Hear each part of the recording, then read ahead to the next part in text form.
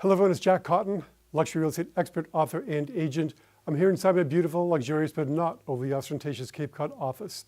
You know, it's that time of the year again. Clocks are being set back, it's Thanksgiving coming up, the holidays are fast upon us. But even more importantly than that, it's the time of the year we begin to think about business planning for next year.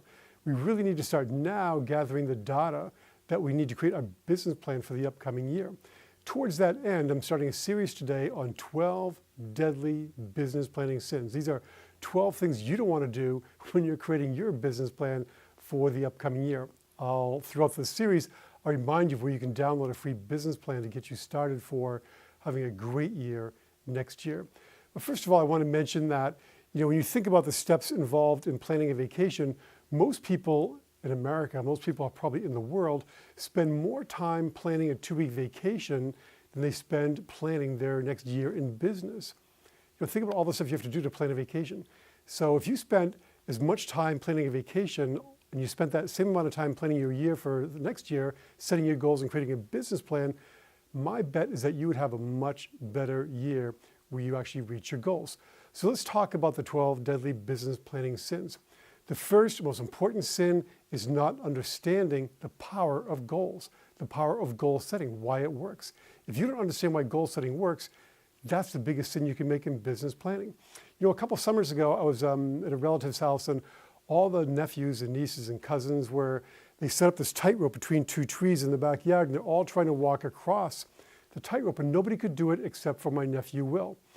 And Will was explaining to the other kids that the secret to staying on the tightrope, the secret to not falling off, is to focus on the tree that you're heading for. In other words, focus on the goal. When you focus on the goal, you forget about, wavering and falling off the tightrope, and you have a greater chance of actually achieving your goal. So when we set goals, we create our future in advance. There's magic that happens when we write them down. There's a kinesthetic connection between our writing hand and our brain that helps make them happen. The purpose has to be more important than the goal itself. What's the why of your goal? Because that programs a part of your brain called the Reticular Activating System, RAC. Our brains are inundated with stimuli all day long, and there's no way our brain can process every single thing that is bombarding it throughout the day. So we have this filter that filters most things out. Setting goals programs this filter to allow things to get through that can actually help you achieve your goals. So these are all the things that go through your brain and have to be filtered out.